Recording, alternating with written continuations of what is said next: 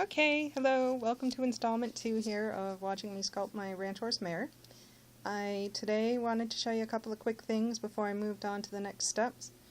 I think since the last time I did quite a few things here, so let's just see real quick if I can remember all that I did and not leave you hanging.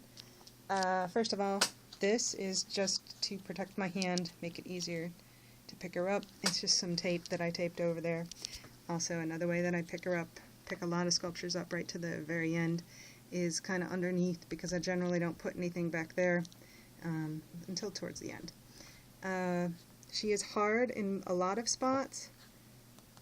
Hopefully you can hear that. But a lot of spots, like along here now, all these muscles, all this, that's all fresh, soft, super sculpy, firm. And I say soft, I mean being relative, but I don't know if you can see this. I mean, it blends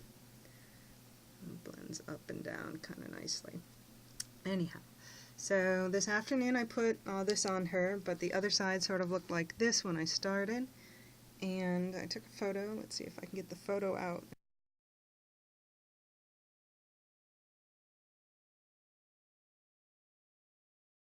The section here that's purple is actually purple epoxy sculpt, and the reason I did that is so it would cure and hold these bits in place, which later I'm going to add some mesh to and sculpt a mane over. But I really wanted to anchor them in place with something firm while I laid down the softer Sculpey over it. Oh, you can't kind of, there you go. You can sort of see I'm putting fingernail impressions in that part. So that part's soft, and there it goes, focusing. This part is hard. Now, when I bake the Sculpey, it'll turn firm again, like this. So remember, I baked the head earlier, so when I glued it to the wire armature, that the head was hard when I put it on, so it just sort of made all that mushing around that I was doing, that shifting and getting it into place, it made that a little bit easier. So what this horse is this horse is wire twisted around, two types of wire, 3 of these very, very hard wires, twisted around through the center here and coming down out the different legs, and then this thinner wire wrapped around it so that I can get this material to hold tighter to it.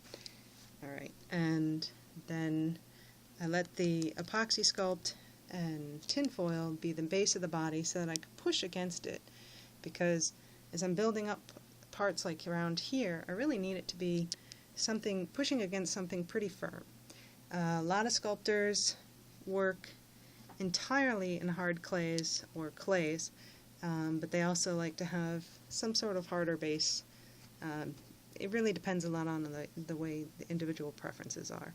I've worked on sculptures that were incredibly soft, all soft clay, but I don't mind. I just, decided to try it this way, partially because I wanted to make sure that she was really sturdy and stood really well. So sometimes I've sculpted something on a stand, and that has a pole running up to the belly, and I know that there's going to be a base, or say maybe it's a standing horse, and I know that when I put it down in the ground I can do any last minute leveling out tricks that I need to do. But because this horse is moving, and because it's going to be hollow cast resin, I just wanted to really make sure that it wasn't very tippy. So there's a lot of things that can go on to make a horse tippy. When they're hollow, certain areas, like up where the mane is, can get thicker. Even though the horse is hollow, these parts are thicker, and so if a horse has a mane in a certain area, it can make a horse more tippy in one direction or another. And of course, when you have a horse that's running, in real life, if you took a horse that was running and flash froze it, or a person that was running and flash froze it in a position, they might just tip over because, they were moving. I know that when I run, I usually run on one foot at a time, and if you froze me, I'd just fall right over. So basically, we're trying to find poses that work in standing without a base, and it's kind of tricky. So that's why I used very, very firm wire this time, and that's why I used epoxy sculpt, and I'm building this all up this way. So Now that I'm into the Sculpey stage using Sculpey Firm, the last tip I wanted to share with you is the pasta maker. I love the pasta maker. This is not my own idea either, but basically, pasta maker, you take the Sculpey Firm out of the package, and this has already been softened. I actually softened it all last night. Let me grab a little bit more. Let me grab a big hunk. It's brittle, and it breaks usually and crumbles. Okay, and what you do is you push it into your pasta maker, and this is really hard to do one-handed. Okay, I don't even know if it's going to go down. Oh my goodness, it's going to like fall right off. The handle's going to come off. Whoa. Anyhow, you push it down, and it starts coming through, and it comes through kind of crumbly.